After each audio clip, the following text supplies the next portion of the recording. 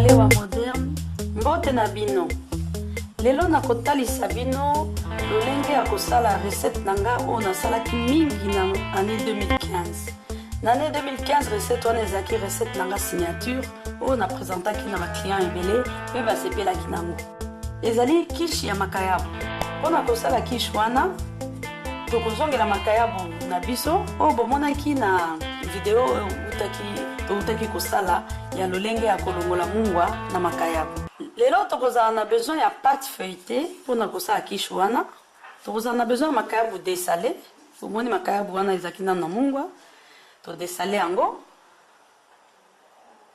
voilà ekosenga mpe crème fraîche ekozwi crème fraîche pomme de terre matungulu mungwa oyo ezali persil plat oyo bozomona na écran bokoki kozwa mpe persil mosusu maki mibale mwa mai toza na mwa bouillon na biso ya légume toza na huile d'olive bomoni kuna na nsima na noix de muscade tokosalela mpe lelo oyo ezali mungwa ya himalaya nasepelaka nango mingi okoki kotya mungwa nyonso kotya mpe mingi te mpo makayabu eza na mungwa toza mpe na poivre bozomona kuna pembeni ya muscade ezali poivre voilà ntango tokokisi baingrédient na biso tokobanda na kosala mosala na biso pâte feuilletée ezali pâte moko basalelaka yango mpe bagato omoni makayabu yango wana otie mai alors otie makayabu no na mai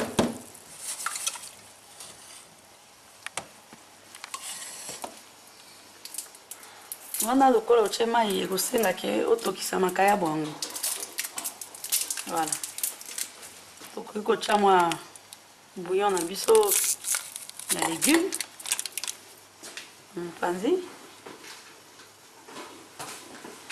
yango wana bozomona na écran otie babouillon mibale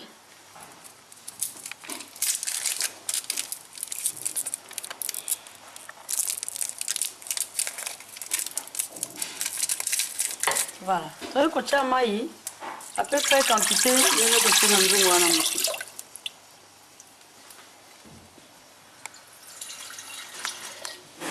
voilà totie mai na babouillon mibale tokende nango sikoyo na moto voilà totie babouillon na biso mpo efondre na kati ya mai wana entre temps toyei kotya mpe makayabu na biso na moto voilà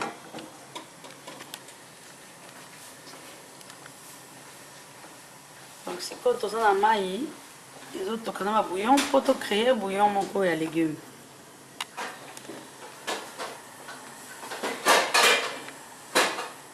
toza na matungulu na biso tokoasezone matungulu yango na mwana muscade po goût mpenza ekota ntina matungulu totie mpe mwa mungwa moke awa nga na utilizaki mungwa ya himalaya nasepelaka na goût nango eza mpe na propriété ya bien bokoki kotala yango na google tosangisi yango mwa matungulu wana ezwa mwa goût voilà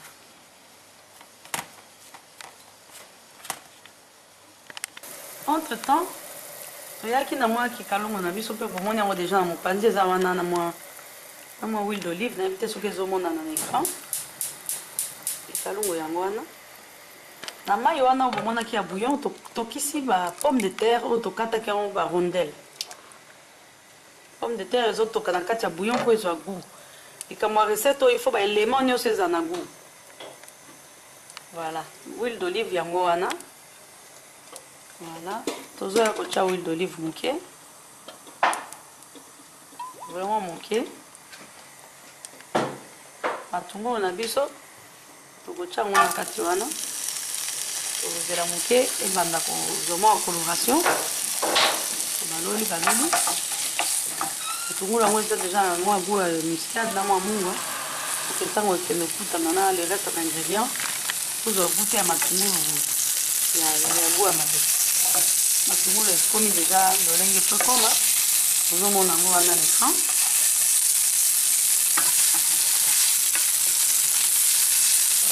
nous le dit moi coloration et comme on dit donc bien ici makayabu na biso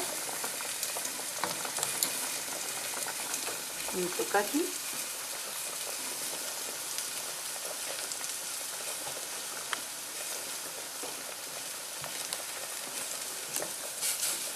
tozolongola makayabu na moto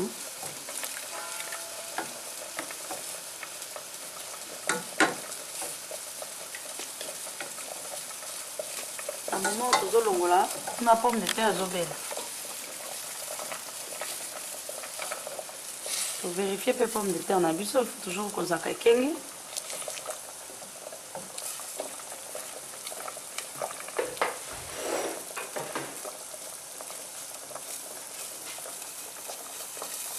pomme de terre tomoni ekomi prêt tobimisi yango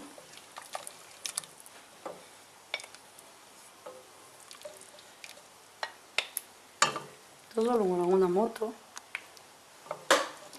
po base ya recette na biso ezali makayabu mais eza recette moko eza lokola mwa bagenre lokola bapizza lokola baplat moko ya bamindele mingi nalukaki nasala yango na saveur na biso mpo kongola akoka kolia yango soki agute ata makayabu wana esala ye bien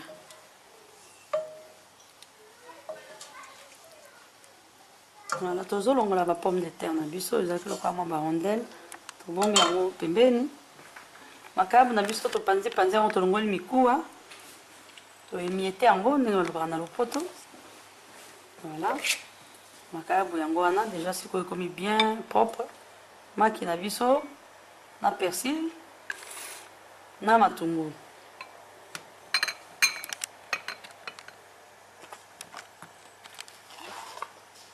na pomme de terre yango wana crème fraîche mpe tosi tofungoli eza wana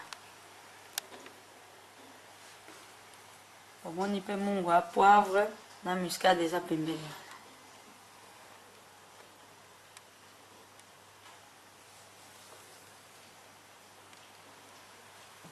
voilà pâte feuilletée na biso mpe eza déjà wana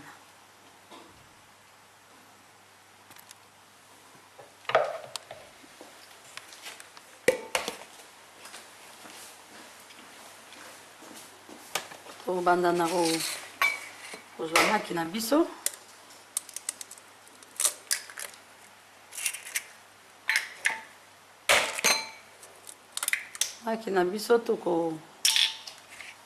tosala attention koki etikala na kati te ete awa tozomona koki etikali tolongoli yango okamata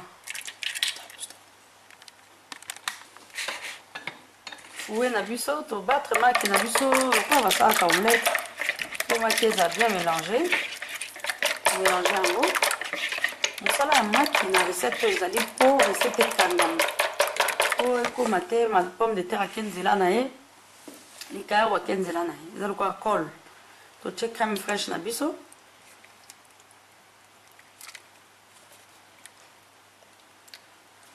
tosangisi yango nyonso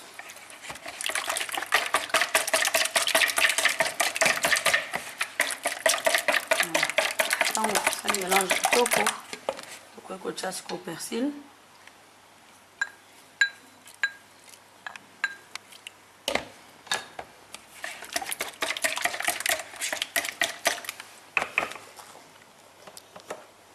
tobwaki makayabu na biso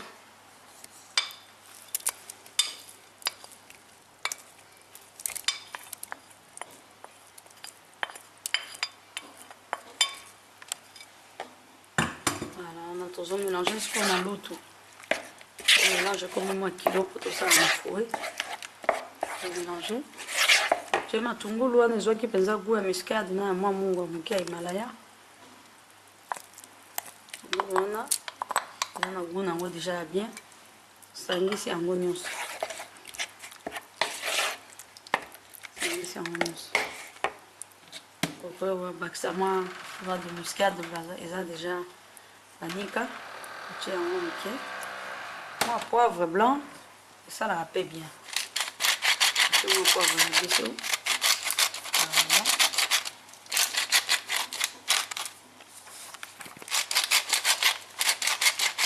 poivre. Wana penza na ekenge mwa mungwa moke. Voilà. Mungwa Himalaya. Voilà yango wana. Epi yango tosangisa.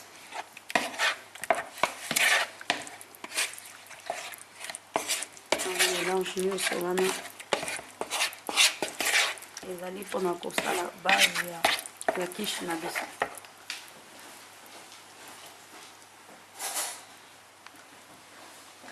Okoki komeka omeki mungwa, omeki poivre, esali kitoko, obakisa eloko te. Tozeli moke tomani kosalela pâte feuilletée na biso. wana eza pâte feuilletée moko tosombi na commerce mpona koganye temps, mais okoki mpe kosala pâte feuilletée na yo moko. wana tozofungola pâte na biso, tozofungola me kolongola papier wana te, kobomba papier wana eya kofanda na se ya moule na yo.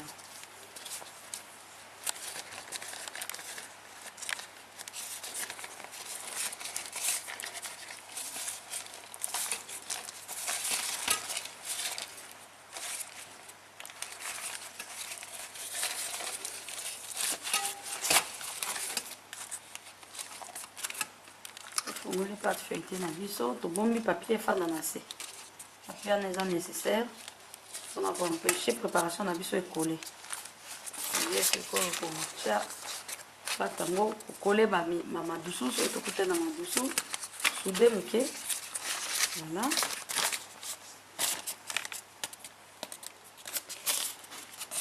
Papier na biso efo eza visible. Voilà yango wana. Surtout pas kobwaka papier. Tokoluka sikoyo mwa fourchette moko, faut kosala mwa kocuba pâte feuilletée ndenge tozosala wana. Voilà. Cuba yango. Tokoya kotika sikoyo pomme de terre na se wana. Soki pomme de terre mpe okataki mwa minene odiminue. Déposer mwa pomme de terre efandi wana lokola tapis. Au plat oyo eza moins consistant, ntango olie morceau moko sentir recalé au moins bien. Voilà, la pomme de terre mosusu tomoni eza mwa minene tozodiminuer. Voilà, po etondisa pâte wana. Voilà, tozotia.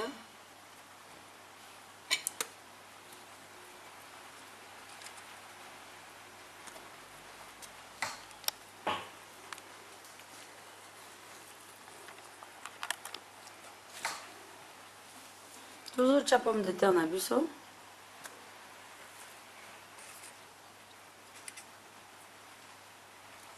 La pomme de terre est un peu partout.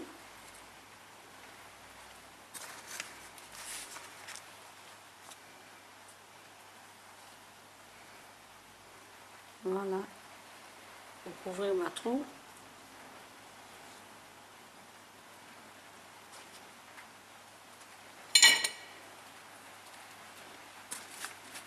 Voilà, pomme de terre yango mivandi. Tokoya continuer préparation na biso. Toye ko mélange, kotia sikoyo likolo ya pomme de terre wana mélange tosaki ya makayabu, crème fraîche, maki, matungulu, totie mélange wana. Tokopanza yango un peu partout. Panzi yango très bien. Panzi yango mata partout.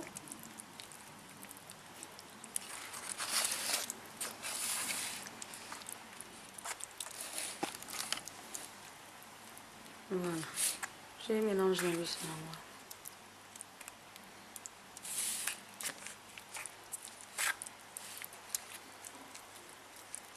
Voilà, c'est pas trop ça la bord na biso. Bon bandenge bozomona wana. Gumbi bato baza ba spécialiste pe mokosa mo ba dessin soko sali ba ligne ekotikala na ba ligne bongo On a ça dans kaka moi contour moko ya bien. Tobongi bongo.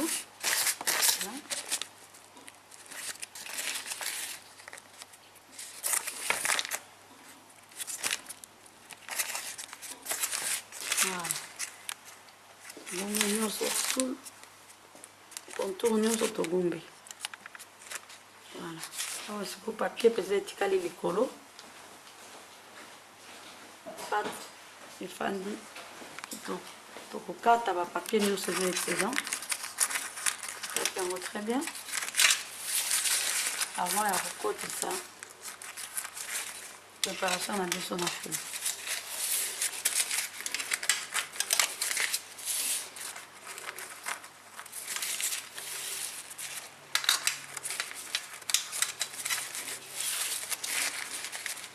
Voilà, tokati le papier.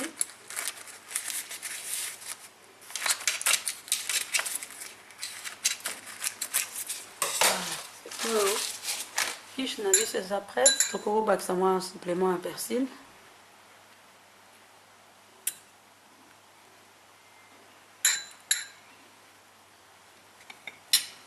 Eza prête pour ekende kokota na four.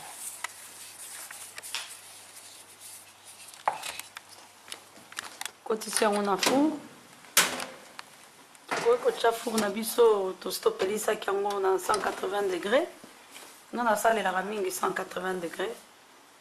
Eza likambo kaka kosurveiller après 20 minutes, après 30 minutes kotala. Quiche na yo ezwi elonga bien. Wana namoni esali coloration moko ya bien. Élément na kati eza biloko mobesu te. Pomme de terre ezalaki ya kobela, makayabo ezalaki ya kobela, donc c'est une coloration ezwi. Oza na risque moko te ya kokuta eloko ya mobesu. Il faut sikoyo pati na yo ebela kitoko. Wana tomoni recette na biso ya quiche. Tokoki kokata yango, koprésenter yango na sani moko ya kitoko, okoki kotia mwa salade à côté. Lokola pe okoki koprésenter yango moko. Na banza bosepeli na recette na biso ya lelo, bomeka kosala yango na bandako na bino ata boyambi mindele comme bato mwindu bosalela bango recette oyo eza lolenge mosusu ya kolamba quiche. Napesi bino merci ndenge botali biso bolandi biso lisusu lelo. Naye kopesa so merci na studio DMTV oyo eyambaki biso lelo na Bruxelles mpona kosala capture pe enregistrement ya émission ya pokwa lelo. Kolo apambola bino.